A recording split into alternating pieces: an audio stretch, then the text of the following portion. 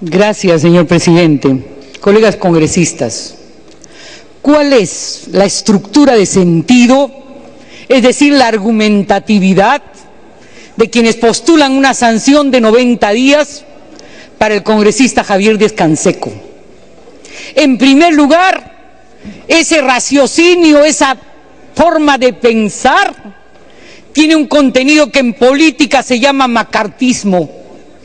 Cuando se dice, por ejemplo, aquí y ahora, que hubiera sido, ¿no es cierto?, que hubiera sido que el congresista Díaz-Canseco, ¿no?, un izquierdista, ahora es un experto en ciencias bursátiles. Y la visión que hay detrás, señores, es la visión de que quienes tenemos un ideario progresista y de izquierda tenemos que vivir en pésimas condiciones de vida, tenemos que ser limosneros, no podemos apostar a un capitalismo popular en que el progreso social llegue a todos los peruanos con inclusión y no a unos cuantos y a sus sirvientes. En segundo lugar, señor, en el raciocinio de esa estructura de sentido, no se comprende que la propuesta de 11 proyectos de ley que se plantearon en este Congreso de la República parte, señor, de una idiosincrasia. ¿Qué está por delante? ¿Qué criterio está por delante en la propuesta de esos 11 proyectos de ley que cambian acciones determinadas sin capacidad de gestión por acciones con capacidad de decisión?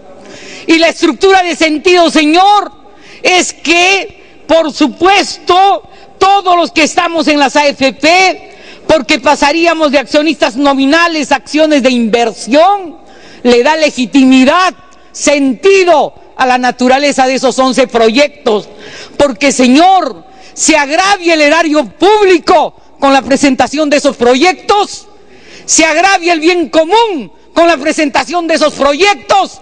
Nosotros decimos no, y por el contrario, se protege a buena cantidad de ciudadanos de este país que estamos en el sistema de las AFP. En tercer lugar, señor, aquí yo debo decir muy claramente, con un raciocinio extensivo de una comprensión del régimen de incompatibilidades para presentar proyectos en que todo proyecto en el fondo sería favoritismo, no se podrían presentar proyectos que por ser de interés difuso repercuten casi en buena parte de los congresistas. Voy a poner un solo ejemplo, señor. A iniciativa del congresista Bedoya, 99% de los congresistas de este hemiciclo votamos a favor de la ley de seguros privados. ¿Acaso, señor, de esa ley de seguros privados no nos hemos beneficiado todos los congresistas? Por ello se va a impedir que la iniciativa del congresista Bedoya, que protege por supuesto a la mayoría de usuarios de seguros privados del país, se debe presentar. Y evidentemente en quienes hacen un raciocinio extensivo, arbitrario, general con mala fe, señor, hay una motivación, y la motivación es política. Motivación política, señor, que evidentemente cuestionaría, por ejemplo, si un maestro, un abogado, un trabajador congresista no podría presentar pues ningún proyecto de ley que favorezca intereses difusos y correlativamente también a él. Y entonces, señor, acá el tema de fondo es que hay un raciocinio forzado, un raciocinio generalizante que tiene, qué duda cabe, una motivación política. ¿Qué dice la normatividad del régimen de conflictos de interés, señor, para cuestionar que hay conflicto de interés? Dice, señor, que el proyecto tiene que ser manifiestamente injusto, de modo que la injusticia sea patente contra terceros. Contra terceros. ¿Quién se ha perjudicado aquí, señor, por un proyecto que ni siquiera se ha debatido en este Congreso de la República? Dice, señor, que debe sustentarse en situaciones y hechos falsos que violen el principio de veracidad. ¿Qué de lo contenido en el proyecto del señor Abu Gataz, del señor Díaz-Canseco, viola el principio de veracidad? Dice, señor, la doctrina anticorrupción, que determinados proyectos optan pues por la defensa de intereses, y la pregunta que todos tenemos que hacernos acá es si son más justas las acciones nominales o por el contrario perjudican a un sector trascendente de accionistas que tienen un estándar inferior en las decisiones de las empresas privadas. ¿Qué es lo más correcto, señores? ¿Quién se beneficia más con ese cambio de ese tipo de acciones?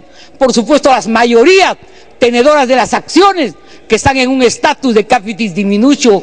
Y ese es el tema de fondo, señor. Ese es el tema de fondo. Y aquí, señor, hablemos pues de otros temas que son de carácter jurídico. El reglamento del Congreso adhiere o no al principio de taxatividad, adhiere o no al principio de legalidad. El reglamento, señor, es clarísimo cuando dice que la iniciativa legislativa, ¿no es cierto?, presentada por los congresistas, se presentará la presunta posibilidad de incompatibilidad en el caso de participar en la discusión de temas investigados, en el debate o aprobación de leyes en los cuales pueden estar favorecidos intereses directos personales, debiéndose hacer explícitas tales vinculaciones. Y entonces, ¿cuándo? La pregunta es, ¿cuándo se deben hacer explícitas tales vinculaciones? ¿Hay aquí algún congresista oficialista de centro de oposición que a la hora de presentar, solamente a la hora de presentar un proyecto, ha hecho explícita una potencial incompatibilidad? No, no, señores, es en el momento de debatir, en el momento de presentar el proyecto. No, señor, no lo exige así el principio de taxatividad. En el momento de su debate en comisión, tampoco, señor. La estructura de sentido del reglamento dice más relación con que eso debe explicitarse en el momento de su debate en el Pleno. Además, señor, se ha sustentado acá, y voy a decirlo explícitamente, que habría un presunto consenso en la Comisión de Ética. Y yo quiero referirme a lo que el congresista Lai ha declarado esta mañana en una entrevista en la página web del Comercio, cuando al congresista Lai le preguntan si la Comisión de Ética votó a favor de la suspensión de Díez Canseco por beneficiar a su familia con un proyecto de ley, y usted como presidente votó en contra. ¿Por qué? El congresista Lai no dice que no, dice el informe de la Secretaría Técnica no encontró una intencionalidad de Díez Canseco de beneficiar a sus familiares con la presentación del proyecto de ley, pero refiere que su preocupación tenía que ver con la transparencia. Y todavía dice más, entonces hubo infracción de Díez Canseco. Sostiene, responde Lai, aunque no hubo la intención, y nosotros somos juristas, aunque no hubo dolo, ni siquiera eventual, congresista Díaz Dios, aunque no hubo la intención, se infringió porque se sanciona con la pena más leve por eso, ¿no es cierto? ¿Cuál es la de una recomendación pública? Y aquí el tema de fondo, señor, es si se debió en ese contexto informar, y en la práctica en este Congreso, señor, es que no se informa en el momento de presentar el proyecto de ley. Se ha dicho, señor, por último, aquí, por el congresista Díaz Dios, que la argumentatividad de defensa del congresista Díez Canseco es pura pose, señor. Los que tenemos principios, trayectoria, señor, no hacemos pose, señor, de ningún carácter. Nuestra posición es prístina y transparente, y no nos guiamos por la pose, señor, aunque queramos construir una carrera política. Y por eso, señor, se dice que Díez Canseco vende a la bolsa y ese día adquiere Berkemeyer. Si fuera así, señor, ¿por qué Díez Canseco no le vendió de frente a Berkemeyer, pues? En otras palabras, el movimiento bursátil es autónomo y se sacan aquí conclusiones, ¿no es cierto?, deducciones genéricas para hacer imputación que tiene una connotación política. ¿Por qué los 10 proyectos anteriores, señor, no generaron el amplio movimiento patrimonial al que refiere el congresista Díaz Dios? ¿Por qué no lo hicieron, señor?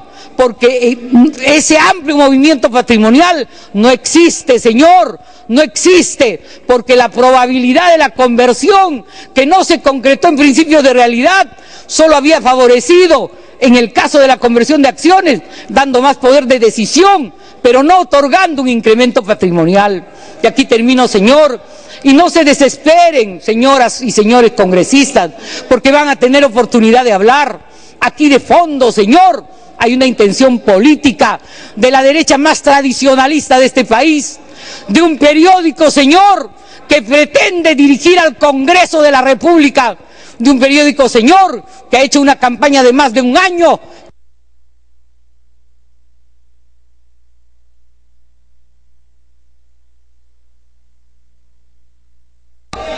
Que termine, por favor, ya.